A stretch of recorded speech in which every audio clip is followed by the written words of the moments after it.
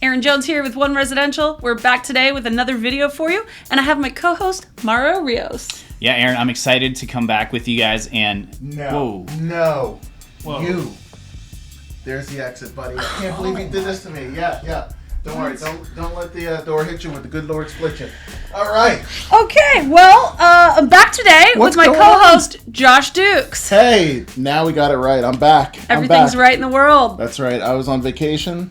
Now I'm back. And today we're going to talk about the top 5 reasons why real estate transactions fall apart. Wait, they fall apart? They don't just sign an offer? They definitely fall apart. They definitely fall apart. We try not to make them fall apart, but if you choose the wrong agent, or maybe you have some issues down the way, these are 5 reasons it could fall apart. So Number 1 is the inspection. The inspection is such a anxiety-driving situation and scenario for everybody, the buyer, the seller, all of them. But it's because we're hiring somebody to ultimately do an autopsy on the home. They're going to find everything. Their job is to tear it apart and let's see what's wrong. That's right. And it's not just what's wrong, but it's also how to take care of the home or what might cost you money down the line, like we talked about in a previous episode. And, maybe the costs just start adding up and it's too much, right? That is definitely a reason that a buyer is going to back out of the contract. So sellers, make sure your systems are a fairly newer age, everything is tip-top shape, and then you're going to have less of a risk for this problem. Buyers, get with an agent that's really going to go over things before you even get to the home inspection. So there's not a lot of scary things that pop up. Of course, things that we can't see are always going to pop up. But if we can really get ahead of it, ask your agent the dates of items, ask your agent any questions the seller might have answers to before you even get to that point, then we may not have to back out at that point. For sure. And I think another reason why these transactions fall apart at the inspection is because the agent hasn't prepared their client to understand what they're going to see ahead of time. There's nothing like being shocked and awed to the point of wanting to run from a house. But truth be told, all houses have issues. And so, in fact, some of the most new, beautiful homes have the most issues that need to be addressed. Yep. So going into it, if you keep the idea that I'm going into this inspection knowing we're going to find a bunch of things and then we're going to work through them, it sets a different tone. Yeah, and as a seller, if you want to make sure that your home sticks through that contract, you should really just maybe have a handyman come out and fix everything that you could possibly find. And then maybe the home inspection will go that much better. The buyer will have good peace of mind. Maybe you tell the buyer all the great things about the home in a letter, or, give some really warm and fuzzy feeling for that buyer to make sure that they know you took care of the home. So, hopefully it doesn't happen, but buyers do get spooked and the transaction could fall apart at that home inspection. Yeah. So, reason number 2 that your transaction might fall apart is the financing contingency. That's about the money, right?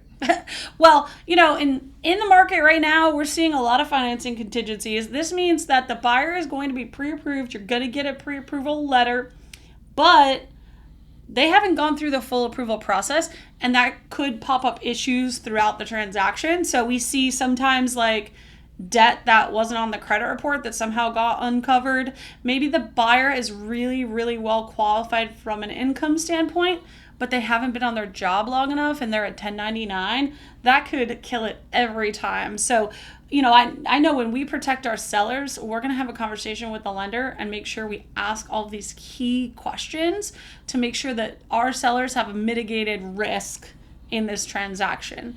And the buyer side, maybe that lender has a great rate, but they didn't get the job done at the end of the day. Yeah, I also believe that one of the shortfalls a lot of times with buyers and working with their lenders is that they haven't actually seen the real payment ahead of time. Right. And sometimes, I'm sure you'd agree with me that human beings we like to gameplay. We like to work the system. Well, some people do, okay? Yeah. But some people like to work the system or gameplay or figure things out, and sometimes they do it with the rate. And what they won't do is they won't lock their rate in the beginning. They want to play the market. They want to see how low can they go.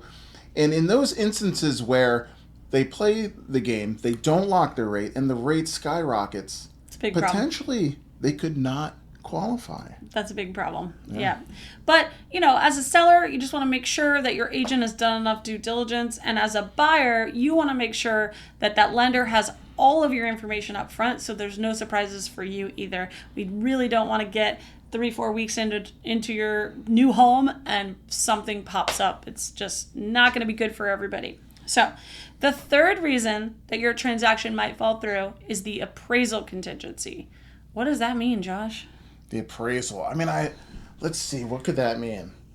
Let's see if it's actually worth what I'm paying for it. Yep. That's what it means. And the great thing is that there's going to be an independent appraiser that's going to come in from outside of the transaction to be, I don't want to call it a litmus test, but it is a check and balance on what the market has said that the value of the home is. The hard part about that, though, it's just one person's opinion of value. Yes, they are licensed to do that job, and typically they do a great job.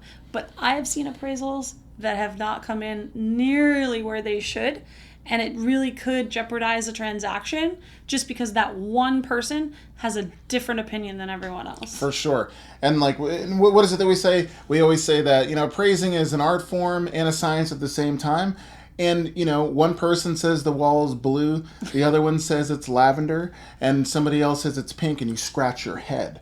That happens in appraisals all the time. We see it. So one of the things we like to do is to make sure that we put together an appraisal packet ahead of time. What this does is it alleviates a lot of the gray area, and it makes sure that the appraiser sees our side of how we priced it. That's right. And it gives them good facts to go on, and it protects our sellers. Yeah, and on the buyer side, we're really going to look at the comps ahead of time. We're really going to know what our offer price looks like compared to the comps, and we're going to be very aware of the possible outcomes so that everyone's prepared to make decisions should there be a problem with the appraisal. There's one more thing with appraisals other than the value, and that is repairs. So a lot of sellers, they might say to me, oh gosh, well that's a VA loan, I'm worried about the repairs. Well, you know what, if you've taken really good care of your home, it's a standard home, we're probably going to get away with no repairs. But if it is an as-is property, we all have to be prepared that appraiser may have more repairs than either party's willing to do, and that could make the transaction fall apart. Yeah. So, number 4, this reason that your transaction might fall apart is title issues. Now, when the seller signs a contract, they are saying the house is free and clear of any title issues that would prohibit them from selling the house. But I can tell you, more often than not, something pops up that A, they didn't disclose, or B, they didn't think would affect their home sale. I might have a story. Little story time with Josh Dukes. Let's hear it. And what I will say is, possibly this may have happened where potentially or possibly in the past there was a seller and I was under contract on the buy side. The seller happened to be incarcerated and was not able to sign documents. That'll do it. I know you're thinking, why? Why were they incarcerated? And I hate to say that there may have been a murder in the house that they were buying. Oh my gosh. A murder in the house that they were buying. So that was a massive title issue that came up. Is someone competent to sign for the house if they're now the owner? Because they, anyway. And on trial. And they were on trial with a argument for reason of insanity. Oh, we have a lot of title issues here. Yeah. But, yeah. So they couldn't sign sign their documents. I once had a buyer trying to buy a property. If you're that buyer, you can call me and we're ready to sell it. But I once had a buyer trying to buy a property that was owned by 12 heirs of a deceased parents. And the 12th heir passed away. And in her will, she left half of her estate to a church in Brooklyn, New York. Wow. But the person trying to sell the property, which was the sister that had most of the control over this estate, had no idea that 1/24 of the property is now owned by a church in Brooklyn, New York. That's crazy. So use a great title company that can get this done because they did close. We did get it cleared. The church signed off on it. Yeah. Everything was above board, and that did close. But there are some doozies out there, I'm telling you. Sometimes we don't uncover these until crazy. You're under contract. And this is at no fault of the buyer and sometimes no fault of the seller. Just things pop up and you just don't know. So you might think you signed that offer, home inspection's great. There still could be things outside of anyone's control that pop up. I definitely know there's going to be a title podcast that's going to come through here. We're going to have to get our title attorney in here, Kelly Satterwhite, because he's got stories, he's got a lot of great knowledge to drop as well, but we'll do that in the future for sure. Oh, definitely. So the last reason that your transaction may fall apart is because there is poor communication. Communicate. People don't communicate enough. You know, I think that this could go a couple ways, but most of it is agent to agent communication. Agreed.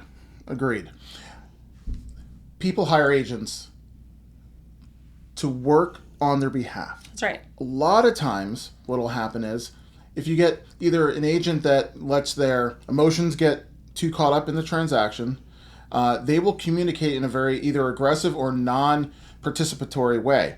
What this does is it creates a barrier for the buyer and the seller to get what they want. That's right. So the communication has to be clear and professional as it goes back and forth between both parties. Yeah, agent emotions, that is a deal killer. And sometimes it's just kind of, what's the word? Arrogance or, someone just pisses what's the word I'm thinking of?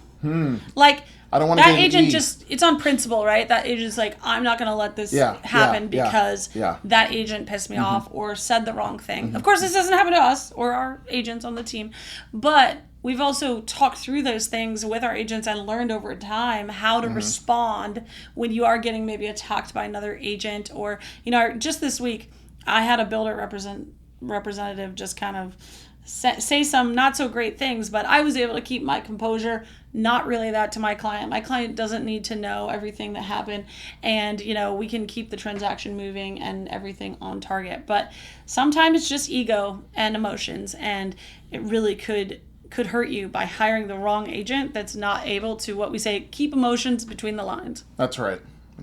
That was our episode on the top 5 reasons a transaction might fall apart. Let's not have that happen to you. If you have any stories or questions, hit the comments below.